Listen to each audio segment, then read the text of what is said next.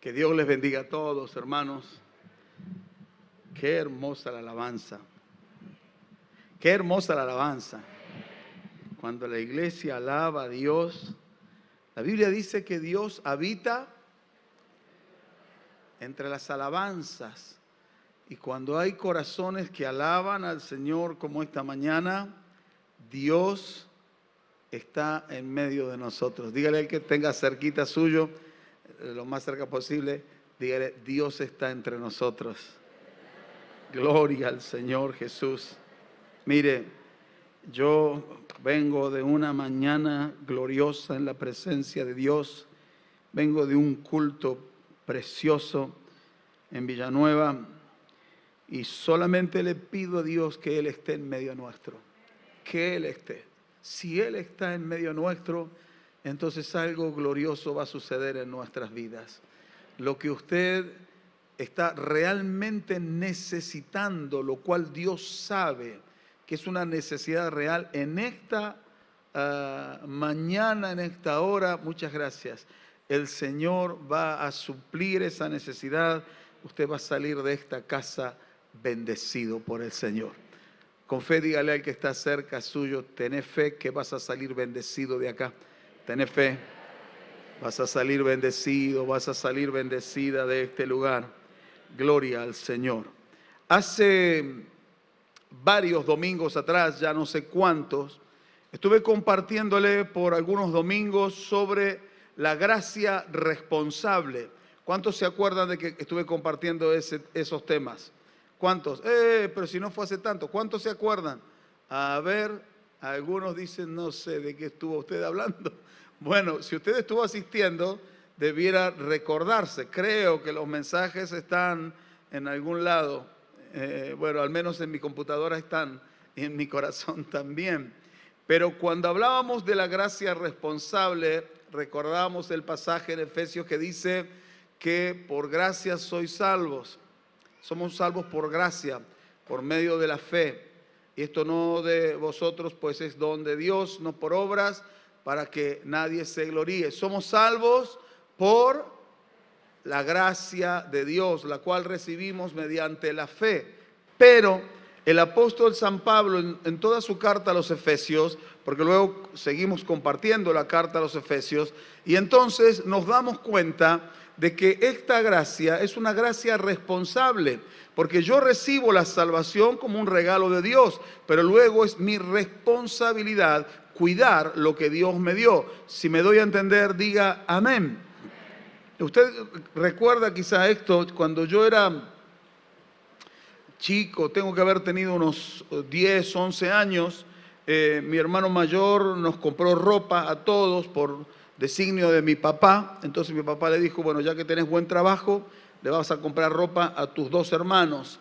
Y así que los dos hermanos eran Samuel y yo. Y así que nos llevaron a Mendoza y nos compraron ropa nueva.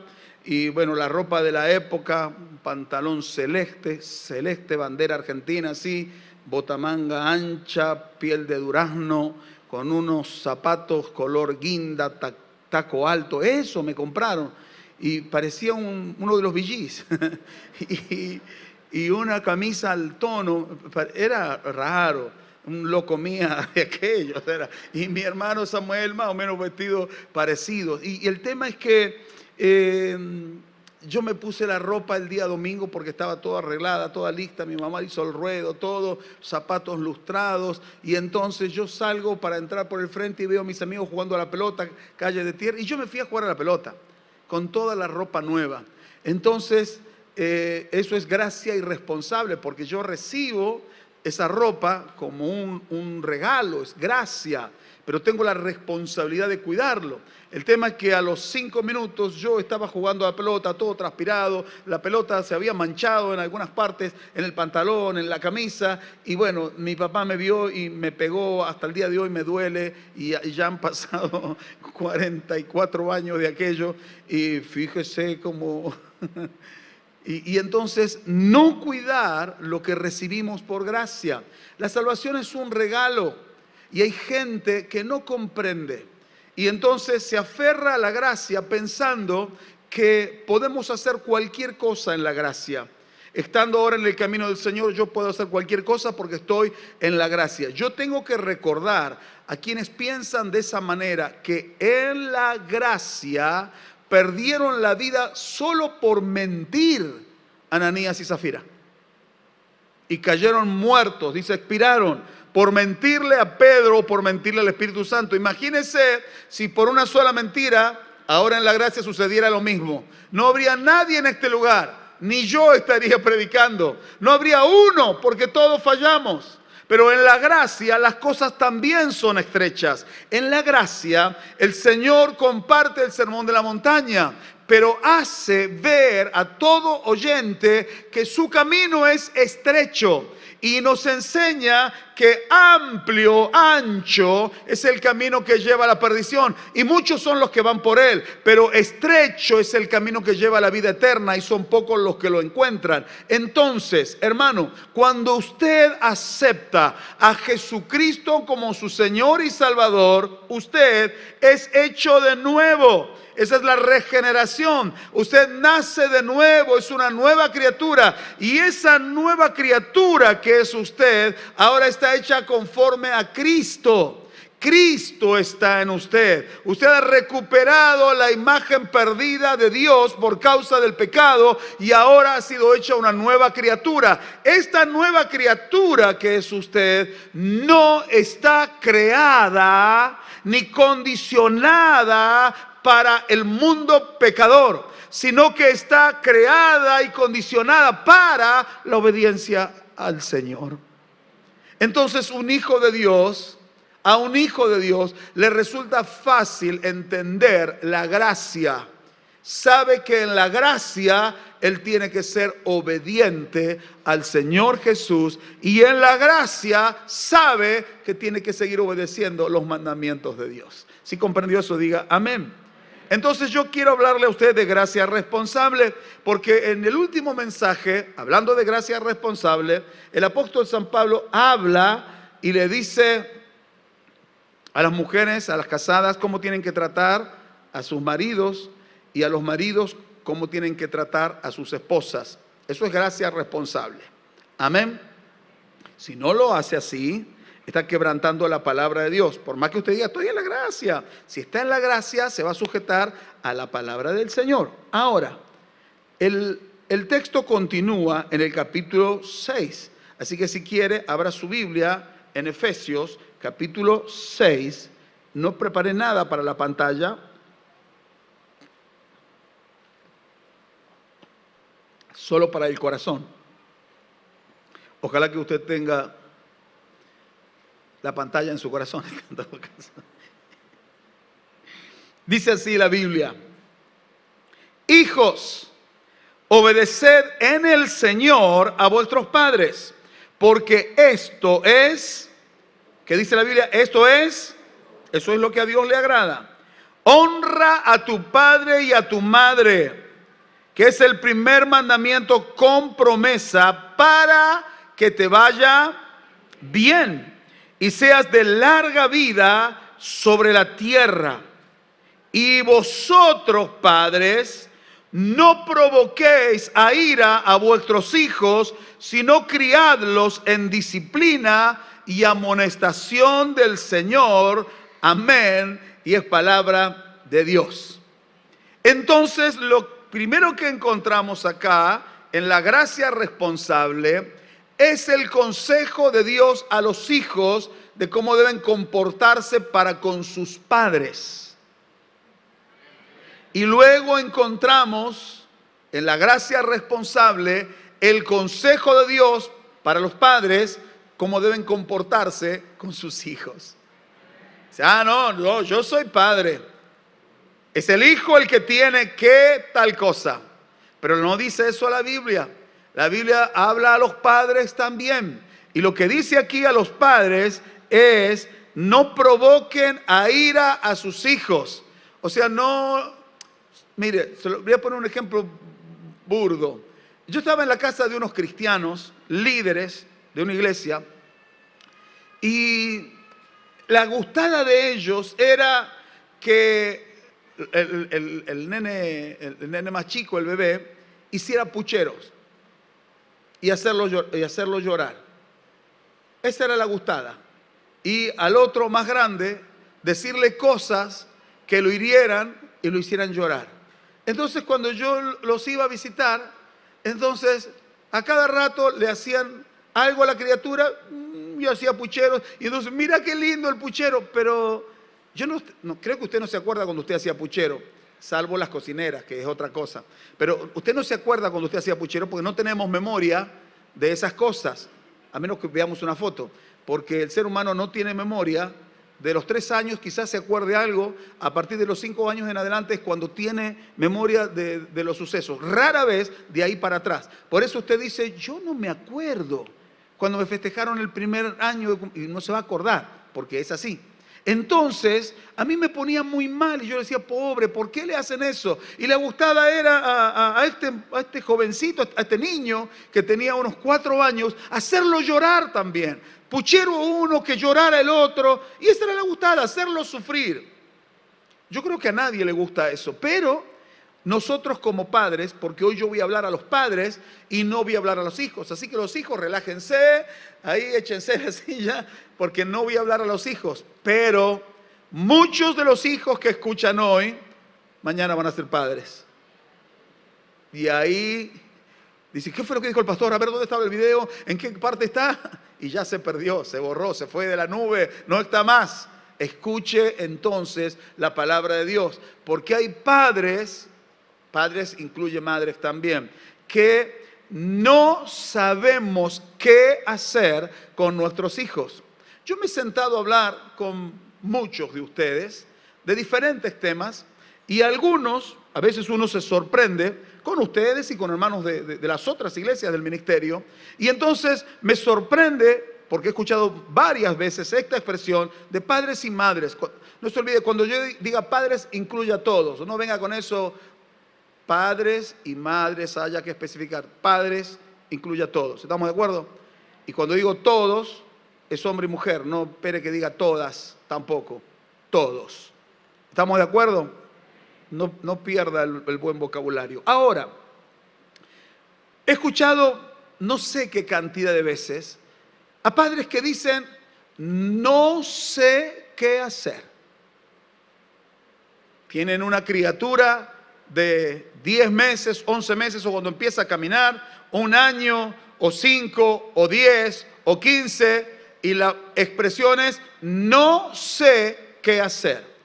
Y entonces a mí me dan ganas de estrangular a ese padre, porque se supone que uno tiene que saber qué hacer. Yo se lo voy a plantear como yo lo entiendo. Yo no sé qué hacer, pero sí sé dónde ir para encontrar ayuda para saber qué hacer. ¿Dónde ir? A la presencia del Señor. Se lo pongo de otra manera. Yo, quizá usted tenga otra opinión. Yo, adentro mío, en mi cabeza y mi corazón, sé que no sé predicar. Yo no sé hablar. No sé hablar palabras elocuentes. Menos, obviamente, tener la capacidad de convencer a alguien de algo. Yo no sé predicar. Entonces, me urge la necesidad porque tengo que predicar, porque Dios quiso que fuera pastor y los pastores tienen que predicar. Entonces, y yo digo, yo no sé. Entonces, tengo que madrugar y voy a buscar al Señor, hermano, créame, con lágrimas. Le digo, Señor, no sé. Pero ahí se van a juntar gente como usted, no sé por qué viene, y van a buscar una palabra. Y yo no sé. Y necesito tu ayuda porque no sé hablar, no sé predicar, no sé cuál es el mensaje. Lo mismo cuando vinieron los hijos, no sé. Y entonces me encuentro con el primero y no sé qué hacer. Cuchi. Sí, hacer un chiste, bañar. Oh, sí, sabe bañarse. Uy, sí, sabe cambiar pañales. Uy, sí, sabe limpiar la casa. Sí, pero criar al hijo. No solo comprar pañales. No solo preparar una mamadera. sino criarlo, que se transforme el día de mañana en un hombre o en una mujer que tenga propósito de Dios, que su vida tenga sentido en Dios, que su vida cuente en el reino de los cielos, que sea un peso pesado en el reino de Dios para impactar la vida de la gente, que no sea un profesional simplemente, sino que sea una persona de Dios. Yo no lo sé hacer, yo no lo sé, pero sí sé dónde tengo que ir y quién me puede ayudar. Entonces usted no diga, no sé, y listo, y se lava las manos. No sé, sino que usted diga, Señor, yo no sé, pero tú eres fuente de sabiduría, así que vengo a ti para solicitar ayuda. El que entendió diga un buen amén. Aquí hay gente que ya crió a los hijos, así que dice, no me interesa mucho eso, pero también tiene que ayudar a criar a los nietos. Porque no sea que los padres hagan una buena tarea y usted como abuelo chocho con su nieto haga una pésima tarea. Porque escuché a una abuela decir hace unos días atrás, los padres están para educar, los abuelos estamos para malcriar. ¿Te gusta esa idea? No estoy diciendo que cuando Ludovica venga a la casa, sí, camine para allá, vaya para allá, y la tengamos encerrada en una jaula. No estoy diciendo eso. Pero nosotros estamos para acompañar a los padres en Dios, los abuelos, con la misma enseñanza bíblica que se supone que ellos están dándole a sus hijos. Así que la palabra es para todos. Para los abuelos, para los padres, para los que van a ser el día de mañana padres. Si entendió, diga un amén. Ahora, ya le estoy diciendo mi primer punto. ¿Qué debemos hacer nosotros por nuestros hijos? Hay 4 cosas que son fundamentales que usted tiene que hacer por sus hijos y con sus hijos. Lo primero que usted tiene que hacer es orar. Usted debe orar. Sí, yo oro. Escuche, por favor. Sábelo todo. Escuche un momento. Mateo 7:7 dice el Señor Jesús: pedid y se os dará, buscad y hallaréis, llamad y se os abrirá. ¿Qué dice Dios que quiere que hagamos? Quiere que pidamos, y cuando pidamos Él nos va a dar. Quiere que busquemos, y cuando busquemos Él va a hacer que encontremos. Y quiere que llamemos, y cuando llamemos, Él va a hacer que se abra. El que entendió diga amén. Ahora, vamos por parte. Primero, Dios quiere que pidamos. Dígale que está al lado suyo, Dios quiere que pidamos. Dios quiere que usted le pida por las necesidades que usted tenga. Pero especialmente Dios quiere que usted pida por sus hijos. Dios quiere que usted pida por sus nietos. Mire, le hemos visto solamente por ecografía a Ludovica y ya nos ha hecho orar un montón. Imagínese cuando salga lo que nos va a hacer orar. Toda la iglesia está orando por Ludovica y ahí apareció Ludovica y toda la iglesia sigue orando por Ludovica. Así que cuando Ludovica sea grande, dice, vos me debes, vos estás en deuda conmigo, mijita, porque me has tenido orando. Tenemos que orar. Y dice el Señor que tenemos que pedir. Usted puede pedir muchas cosas y por muchas razones. Pero una razón muy importante es que usted pida por sus hijos. Pida a Dios por sus hijos. Porque Dios dice que tenemos que pedir. Hermanos, si algo hay que pedir es porque en ese momento no se tiene. Cuando no se tiene un hijo, se le pide a Dios un hijo. Y en el tiempo Dios le dará un hijo. ¿Hay alguien que está recibiendo esta palabra? ¿Hay alguien que está recibiendo y le hace falta esta palabra? Porque has pedido a Dios un hijo y en el momento justo Dios te dará un hijo. Pide a Dios. Ahora tiene el hijo, pide a Dios porque no sabe qué hacer. No quiere malograr. El hijo no es un juguete, no es un perro. No es un muñeco, es una persona que viene con propósito divino, que viene con eternidad adentro suyo, que viene con espíritu de Dios. Y hay una responsabilidad enorme en los padres en pedirle entonces a Dios ayuda para poder criar a ese hijo. ¿Sabe por qué malogramos a nuestros hijos? Porque no pedimos a Dios. El problema, hermano, no son las oraciones no contestadas. El problema son las oraciones no hechas.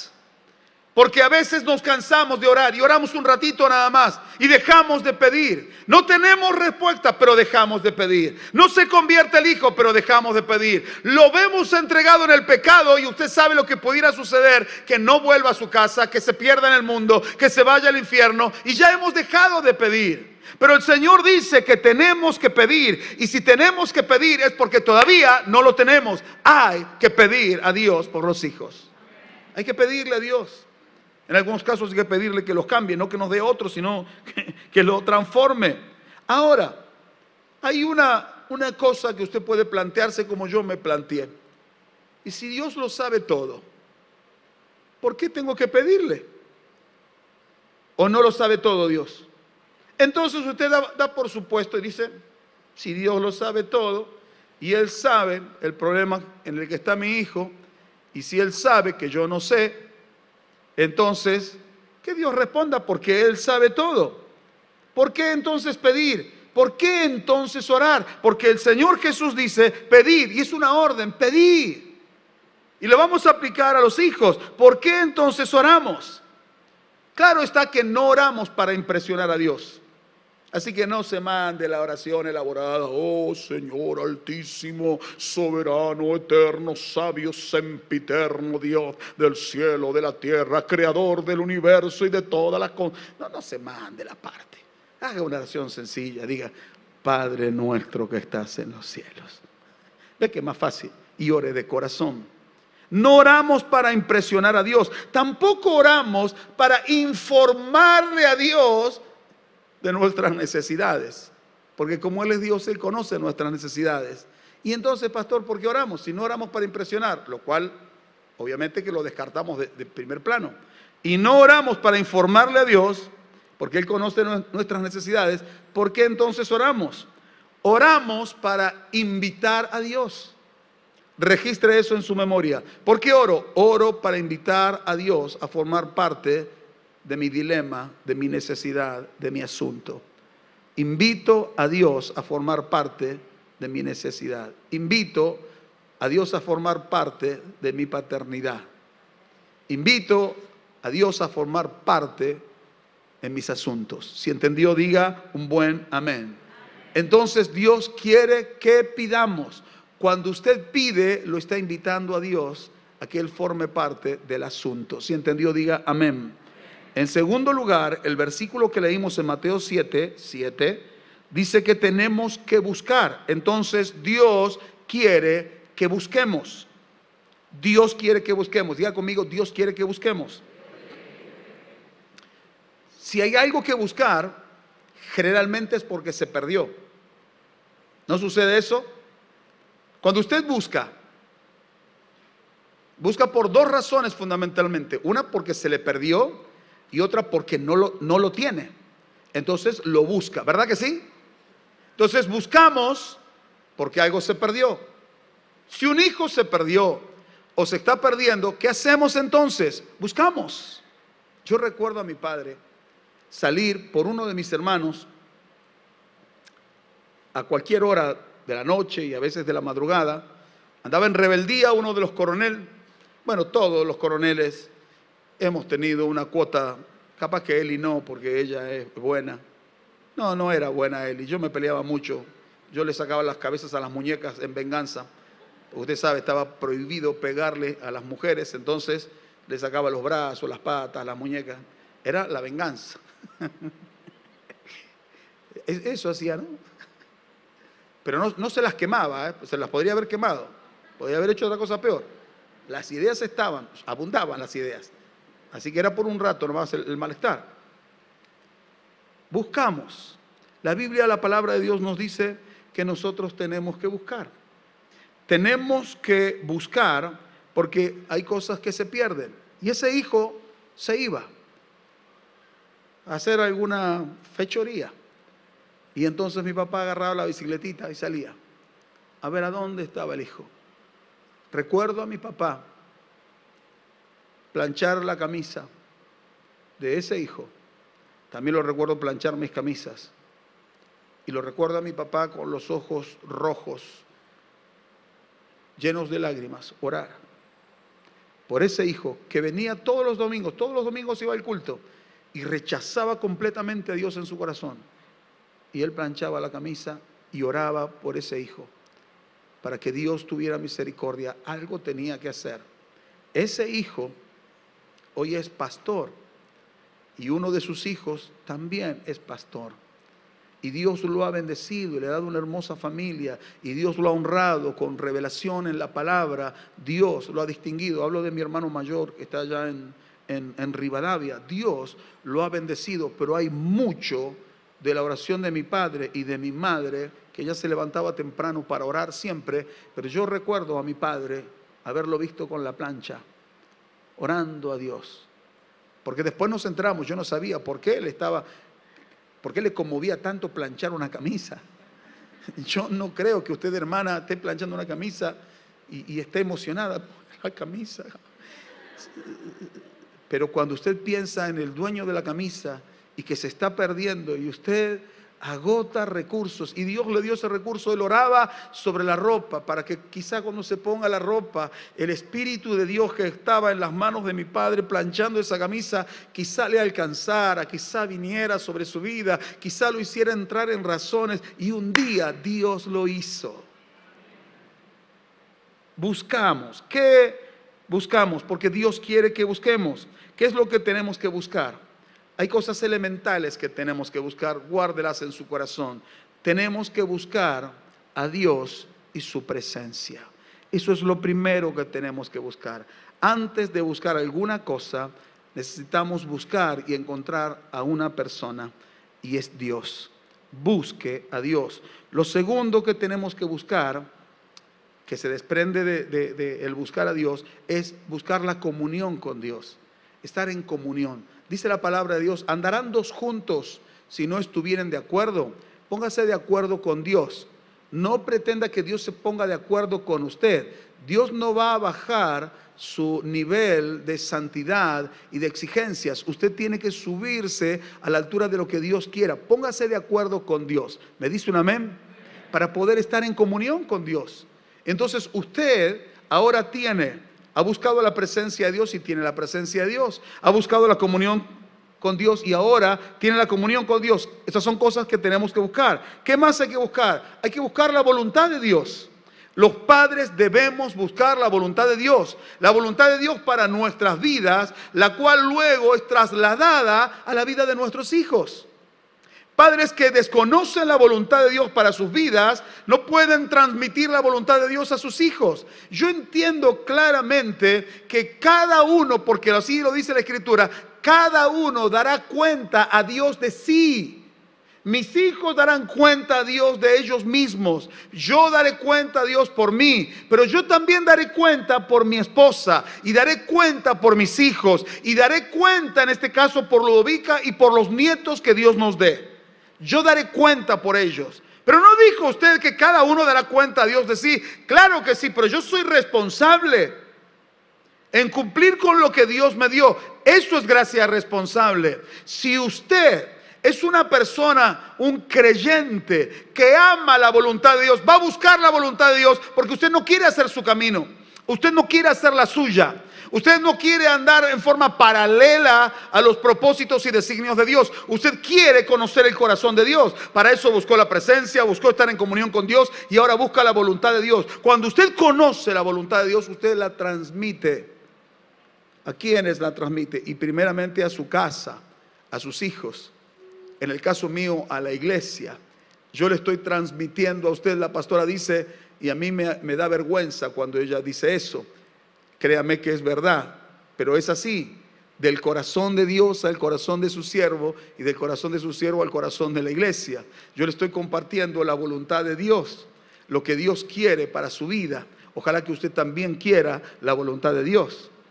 Si usted quiere la voluntad de Dios, dígale al que está al lado suyo, yo quiero la voluntad de Dios. Dígaselo, yo quiero la voluntad de Dios. ¿Qué más es lo que buscamos? Buscamos dirección. Y buscamos dirección para nuestros hijos. Buscamos dirección. ¿Hace cuánto que no pide al Señor dirección? Dirección para su vida. ¿Sabe? A veces el Señor me tiene con el corazón en la boca hasta el domingo a las 5 de la mañana. Bueno, hoy me tocó, prediqué otro mensaje que ya en algún momento lo va a escuchar toda la iglesia porque nos bendijo tanto el Señor en Villanueva, y ayer tuve que predicar otro. Así que se me cruzan los cables y se me enredan los mensajes a veces en la cabeza. No es la capacidad. Cuando era jovencito predicaba más veces y ahora predico menos y me enredo. Solo me enredo. Y a veces hasta el domingo a las 5 de la mañana no sé ni lo que tengo que predicar. Y mire que he estado buscando al Señor y necesito dirección. Y entonces me pongo intranquilo. Y resulta que a veces el Señor me tiene, no es este el caso, pero me tiene hasta el domingo a las 5 de la mañana y a veces me despierto un poco antes con la palabra. Así que me levanto, me arreglo, me voy, me preparo el material porque empieza a fluir. Necesité dirección y estuve buscando dirección. ¿Y qué fue lo que Dios me dio? Me dio dirección. Padres que tienen dirección llevan en la dirección correcta a sus hijos también y le enseñan a buscar dirección en Dios. Que Dios bendiga y nos dé padres así en la iglesia. ¿Qué más buscamos en Dios?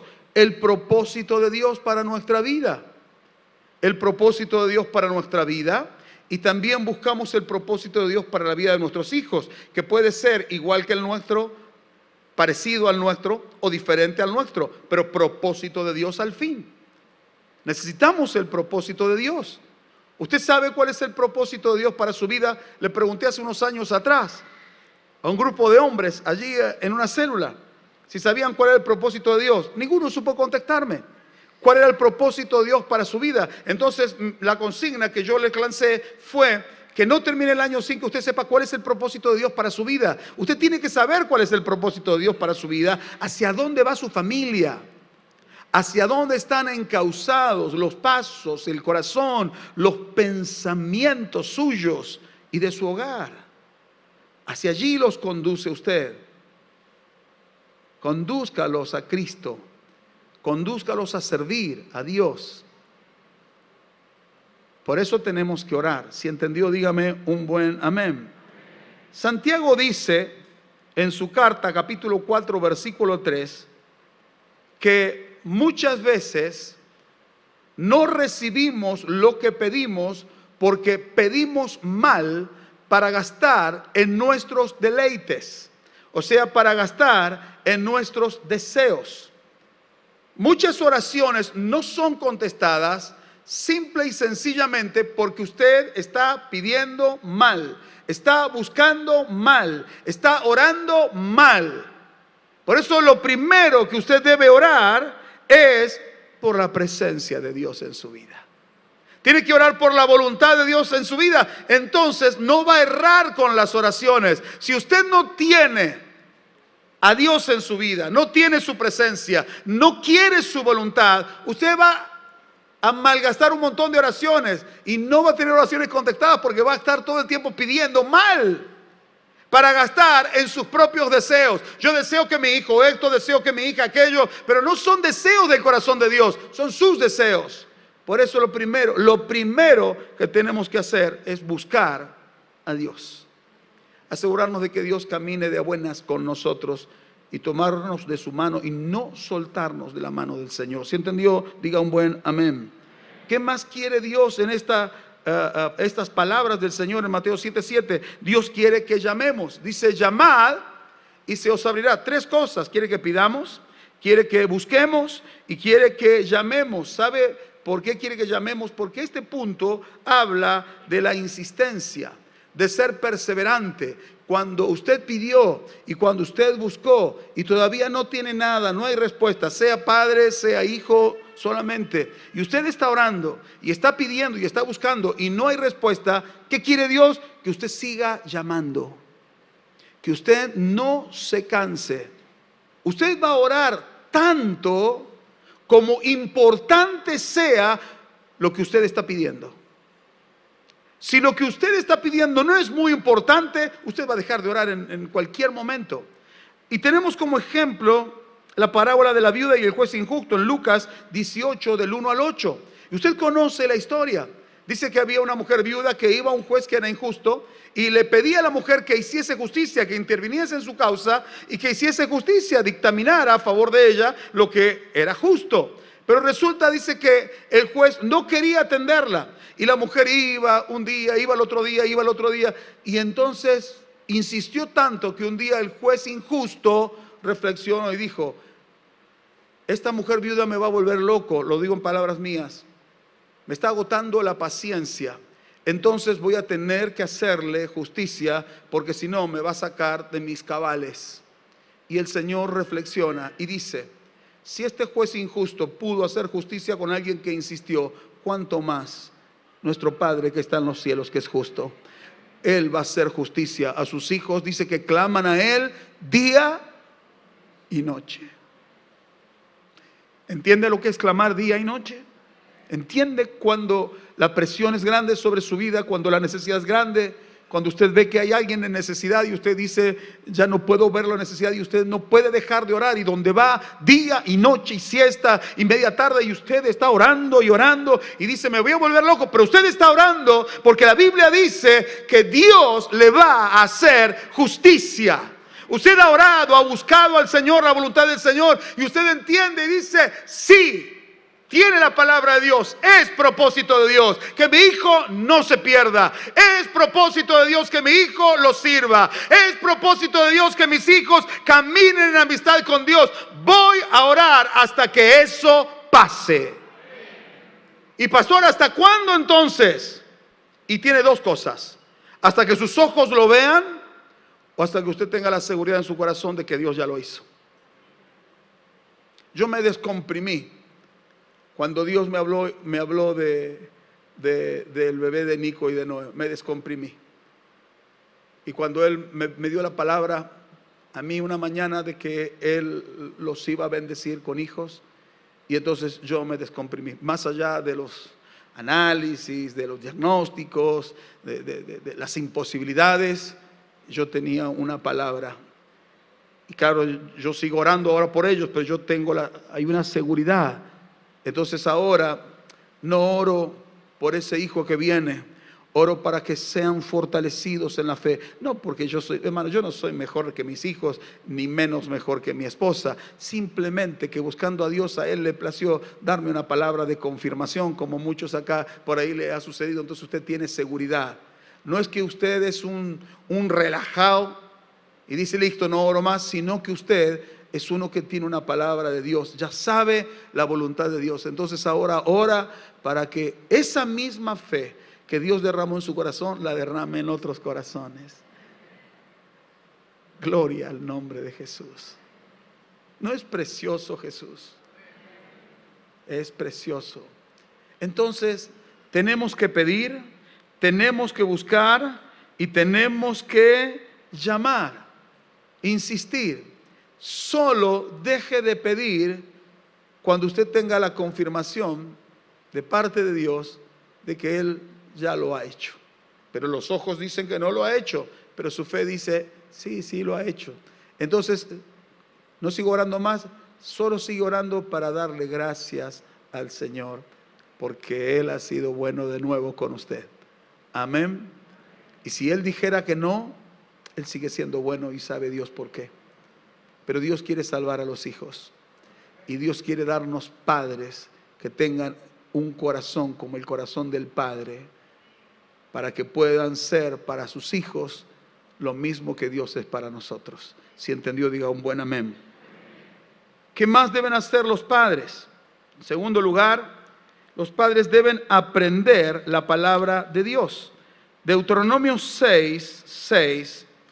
Está hablando Dios por medio de Moisés y dice a su pueblo, a la iglesia, en el día de hoy, dice: y estas palabras que yo te mando hoy estarán en tu corazón. ¿Qué es lo que quiere Dios? Quiere que su santa palabra esté en nuestro corazón, en el corazón de los padres. Los padres debemos saber y conocer la palabra de Dios. Hermano, esto no es opcional. No es opcional. No puede usted instruir a su hijo en el camino del Señor porque la palabra de Dios dice, el consejo de Dios dice, instruye al niño en su camino. Y cuando fuere viejo no se apartará de ese camino. No puedo yo instruir a mi hijo si yo desconozco la palabra de Dios. ¿En qué lo voy a instruir? Y le puedo enseñar algunas cosas de la construcción. De hecho, algunas les hemos enseñado. Les puedo enseñar a jugar a la pelota. Bueno, eso por ahí pueden aprender solos también. Capaz que si le enseño yo, aprenden menos. Si aprenden solos, quizás aprenden más. Les voy a enseñar a cocinar, dice la hermana a la hija. Bueno, también le puede enseñar. Pero lo que Dios quiere que usted enseñe a sus hijos es lo primero que usted tiene que aprender. Y es la palabra de Dios. Necesitamos los padres conocer la palabra de Dios. Proverbios 4:5 dice, tómelo para los padres, adquiere sabiduría, adquiere inteligencia. No te olvides ni te apartes de las razones de mi boca. ¿Qué tiene que aprender un padre? Sabiduría, inteligencia. ¿Dónde está eso? Bueno, entre por medio de Google, entre a la NASA, investigue, averigüe sobre el cosmos, sobre el universo. No, eso no. Yo a veces me he sentido mal porque desconozco los libros que se venden a nivel secular. Desconozco, soy un gran ignorante de la mayoría de las cosas, pero no soy ignorante de la palabra. Y esta palabra me va a dar vida eterna y un día me va a llevar más allá del cosmos. Me va a llevar con el Señor. La palabra es lo más importante. Así que los padres tenemos que hacer un culto de la palabra de Dios.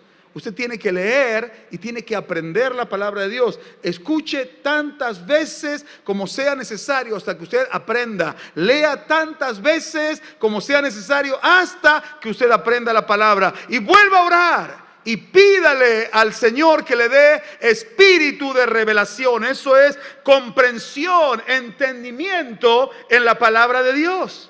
No solo para tener el conocimiento, sino para saber qué hacer. Por eso dice, adquiere sabiduría y adquiere inteligencia. No solo conocimiento, sino la aplicación correcta del conocimiento. Sabiduría, inteligencia. Cada padre tiene que ser, si hay alguien sabio en esta ciudad, tiene que ser la iglesia del Señor. No puede ser que nosotros estemos al final de la cola en sabiduría, en la repartición de sabiduría e inteligencia. Nosotros tenemos el último número y es día feriado encima. Usted tiene que estar entre los primeros, buscando al Señor, aprendiendo la palabra de Dios. Los padres deben ser conocedores de la palabra de Dios y deben reunir los requisitos que Dios da por medio del apóstol San Pablo a Timoteo, a los pastores, a los líderes de la iglesia. Después lea en su casa 1 Timoteo 3 del 1 al 7. 1 Timoteo 3 del 1 al 7. No para que usted ande llevando un porte de pastor y entonces en su casa se pasee con la Biblia y entonces dice, Nico, vení para acá que quiero hablar con vos. Anda a cortar el pasto. No hace falta hacerse el pastor, pero usted pastorea. Estamos viendo una película y usted puede pastorear. Usted puede abrazar, usted puede amar, usted puede dar un buen consejo. Hermano, toquetee a sus hijos en el buen sentido. Abrace a sus hijos, pastorelos. Yo tengo 2 perros ahí atrás de la casa y les hago cariño y ellos me siguen a mí por donde yo voy. Bueno, no le voy a hacer cariño a usted como al perro porque le hago cosquilla al perro y el perro está feliz ahí. hermano, lo hacemos a veces hasta con los propios animales. Y he escuchado a padres que dicen, no, yo hacerle un cariño a mi hijo, no, va a pensar que soy raro. Raro es no tener expresiones de amor en todas sus facetas para con los hijos.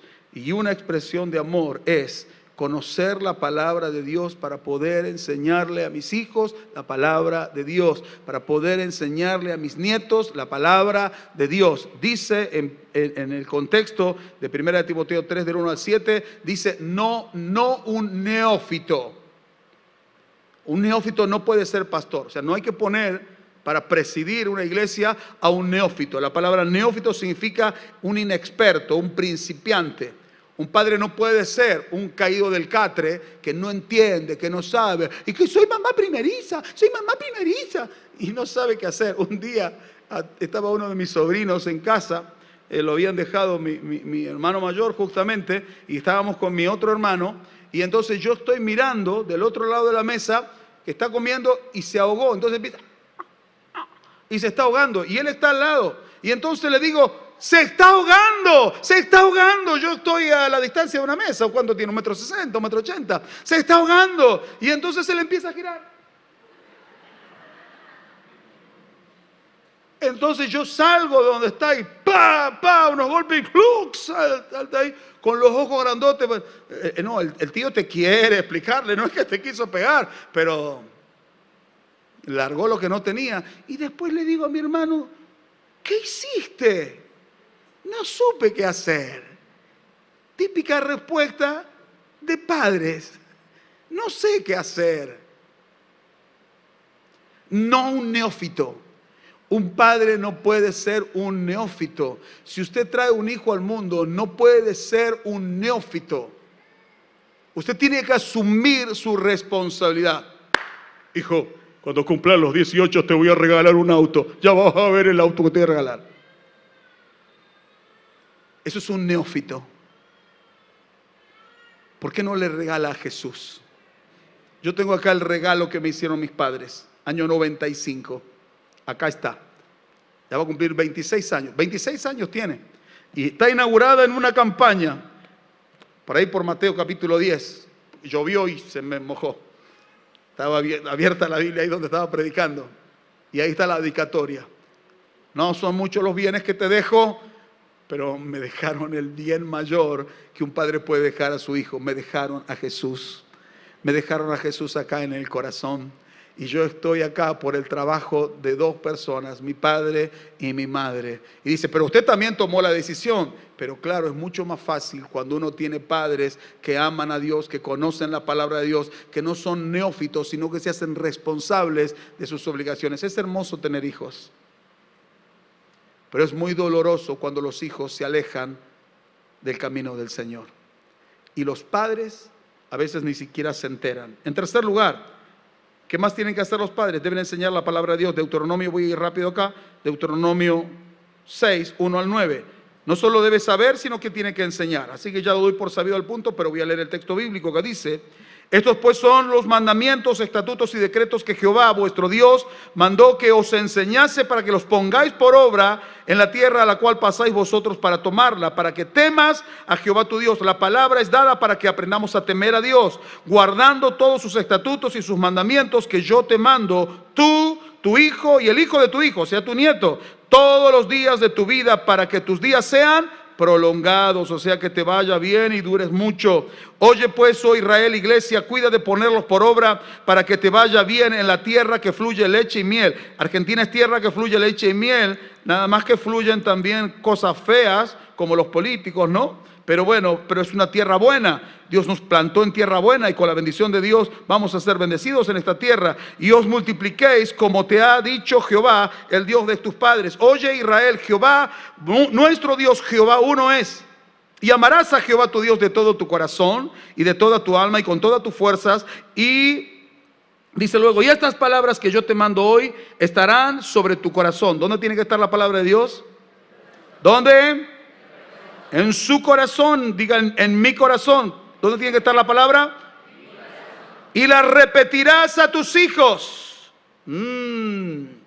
y hablarás de ellas estando en tu casa y andando por el camino y al acostarte y cuando te levantes, y las atarás como una señal en tu mano y estarán como frontales entre tus ojos y las escribirás en los postes de tu casa y en tus puertas. Significa esto que cuando la palabra de Dios está en su corazón, primero tiene que estar en el corazón. Usted tiene que saber que es mucho más fácil cuando la palabra de Dios esté en el corazón suyo, poder ponerla luego en el corazón de sus hijos. Hermano, una cosa, usted ha visto, es cuando se canta una canción y otra cosa es cuando se canta con el corazón. Una cosa es cuando se predica de lo que uno sabe o aprendió y otra cosa es cuando uno predica desde el corazón. Una cosa es que usted tenga hijos y les enseñe desde el corazón de lo que hay en su corazón y lo ponga en el corazón de ellos. Y otra cosa es que usted diga, anda a la iglesia, hacerle caso al Nico, hacerle caso al pastor, hacerle caso a la pastora, hacerle caso a fulano, hacerle caso a la maestra. Y en su corazón está hacer caso también.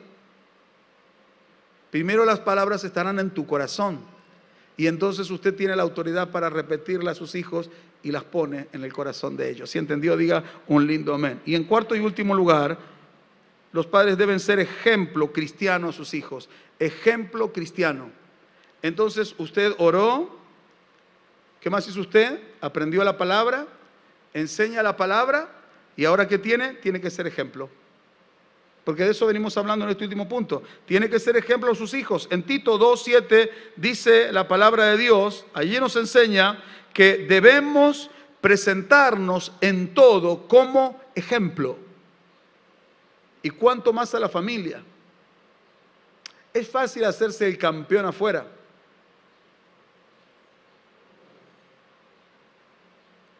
Yo he visto a padres que son muy amorosos y se ven muy buenos padres con los hijos ajenos, pero no con sus propias familias. Y eso es muy triste.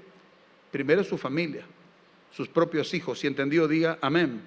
Entonces, considerando el texto de Deuteronomio 6, 1 al 9 y Tito, 2:7, encontramos tres cosas. Primero, tenemos que aprender a amar a Dios con todo el corazón, con todo el alma y con todas las fuerzas. Primero los padres tenemos que aprender a amar a Dios. ¿Ama usted a Dios? Pero no con algún guiño, no con alguna situación rara, sino como dice la Biblia, con todo el corazón, con todo el alma, con todas las fuerzas. Entonces va a ser mucho más fácil criar hijos y nietos que también amen al Señor. En segundo lugar, dijo la palabra de Dios ahí, tenemos que repetir la palabra de Dios a los hijos incansablemente, en la casa, en el camino, cuando te levantes, cuando te acuestes, donde andemos, enseñar la palabra de Dios. Eso no quiere decir que si usted sale de vacaciones, cada uno, los cuatro, hasta el que maneja, van con la Biblia, todos leyendo, nadie habla con nadie, están todos con la Biblia ahí. Si va a la montaña y se pone al lado del río, todos con la Biblia ahí, nadie conversa. Vamos a la playa, todos con la Biblia. Y para todos lados vamos con la Biblia. No está diciendo eso. Está diciendo que usted como padre va a aprovechar toda situación, para enseñar la palabra de Dios y poner la palabra de Dios en el corazón de sus hijos. Usted va a hacer ese esfuerzo porque estamos hablando de los hijos. No hay bien más caro para los padres que sus propios hijos, a menos que a usted le funcionen mal algunas cosas, pero normalmente para los padres es así. Y en tercer y último lugar, hacer visible la palabra de Dios en casa, porque el consejo era, escribe la palabra, ata la palabra como una señal, o sea, yo tengo que ser una señal, en mi vida tiene que verse la palabra de Dios. Cuando mi hijo me escucha hablar de Dios, que no diga, como le dijo esa hija a su padre, ¿y usted qué me dice si usted no hace lo que dice? Entonces el padre le voló de revés un cachetón y me contó el papá, me dijo, pues yo le pregunté, ¿y qué hizo usted? Y le pegué una cachetada, insolente. Entonces yo le hago una pregunta al papá, y le digo, ¿pero no tiene razón su hija? Entonces él agacha la cabeza y dice, sí, tiene razón. Entonces quiere enseñar a la hija conducta, pero él no tiene conducta cristiana. Quiere enseñarle a los hijos a ser de testimonio, a que reflejen a Cristo, pero él no refleja a Cristo. Por eso la Escritura dice, la palabra tiene que estar atada a usted. No significa que usted se haga una pulserita con un texto bíblico. No va a hacer cosas que vengan el domingo, todos con pulseritas y collares, cruces y esas cosas. Soy de Cristo, Dios es amor, viva la iglesia. No es eso. Sino que en usted se tiene que ver la palabra de Dios por su obediencia. Y dice, camina en la palabra. ¿Me dice amén? Está atada la palabra a usted. Y usted está atado a la palabra. Y los hijos lo ven. Entonces dice, mi papá es íntegro, porque vive lo que él sostiene de la palabra. Cuando estamos afuera y cuando estamos adentro. Porque algunos padres me han dicho, pastor, cuando llegamos a la iglesia tengo que fingir. Tengo que fingir que estoy feliz, tengo que fingir que estoy bien con mi esposa, tengo que fingir que estoy bien con mis hijos. No es así. Usted tiene que vivir, no fingir. Termina con ir, pero no es igual. Tiene que vivir la palabra de Dios en la casa y tiene que vivirla en la iglesia. Entonces tiene a los hijos, hola hijo, hola mi amor, hola mi viejita, hola hijo, hija para acá, hijo para allá, hijo, tómate para allá. Cuando llegamos a la casa es otra cosa. Ya no es la ternura, ya no es la palabra, ya es la realidad. No, usted ata la palabra a su vida. Se hace uno con la palabra, me dice amén. Y entonces su hijo lo ve y dice, mi papá, mi mamá son gente íntegra y van a terminar imitándolo a usted. Haga visible en su casa la palabra de Dios a través de lo que usted habla y a través de lo que hay en su casa. Algunos tienen la costumbre de poner textos bíblicos por ahí. Eso no está mal, hágalo. No digo que decore y haga un gran mural ahí con Jesús, con las ovejas, y ponga, yo soy el buen pastor y tire un paredón de 4 metros por 2,80. Es un poco violento eso. No digo que haga eso, pero que en cada lugar de su casa, la palabra de Dios esté alumbrando ese cuarto de la casa. No, en aquel cuarto está la computadora prendida en la internet, en los sitios prohibidos. Pero en la mesa está la Biblia abierta. En el escritorio hay un texto pegado, pero en aquella pieza es la habitación de la maldad. No, en toda su casa se respira la presencia de Dios. La Biblia abunda en toda su casa. Cierre sus ojos, por favor. Yo estoy hablando especialmente porque la carta a los Efesios está escrita para creyentes, así que estoy hablando especialmente a creyentes. Pero si usted no es un creyente en Cristo y no le ha entregado todavía su vida a Dios y no ha hecho a Jesús su Señor y su Salvador, yo quiero darle a usted la oportunidad en esta hora de que usted le entregue su vida a Cristo. Él no solo perdonará sus pecados y los salvará, sino que Él bendecirá su hogar. Y si usted tiene fe, lo que tenga que ser restaurado en su casa será restaurado, porque Dios es hacedor de milagros y de maravillas. Hay alguien que necesita entregar su vida a Cristo. Ahí donde está, puede, si quiere, ponerse en pie o puede levantar una mano al cielo y vamos a hacer esta oración. Ore conmigo y diga así: querido Dios, yo te doy gracias por haber oído y recibido tu palabra. Yo reconozco que te necesito y también reconozco que los pecados han hecho separación entre nosotros. Pero hoy te pido perdón por todos los pecados que yo he cometido en mi vida. Te pido que me limpies con la sangre de Jesucristo, a quien en esta hora yo acepto como mi Salvador y como Señor y dueño de mi presente y de mi porvenir.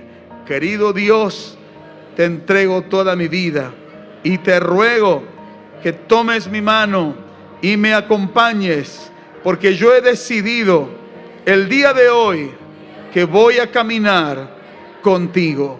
Te pido también que bendigas mi casa, bendigas mi hogar, bendice mi familia, salva a cada integrante de mi familia. Padre, que ninguno de ellos se pierda. Dame la oportunidad de poder ganarlos para ti y para tu reino. En el nombre de Jesús, oro por mi familia y pido que tu misericordia, que tu gracia alcance la vida de todos y cada uno de mis familiares. Yo creo que tú eres Dios de milagros. Yo creo que tú lo puedes hacer. Te lo pido, Padre, con todo mi corazón. Y no voy a dejar de orar y de pedir hasta que vea a toda mi familia salva por la misma fe que yo tengo en Jesucristo. Te doy gracias. Tú entregas y das esperanza a mi corazón, y mi alma tiene paz en ti, Señor, porque me das seguridad de que tú me amas y amas a mi familia, de que tú me has salvado y salvarás a toda mi familia. Te doy gracias. Gracias, Padre.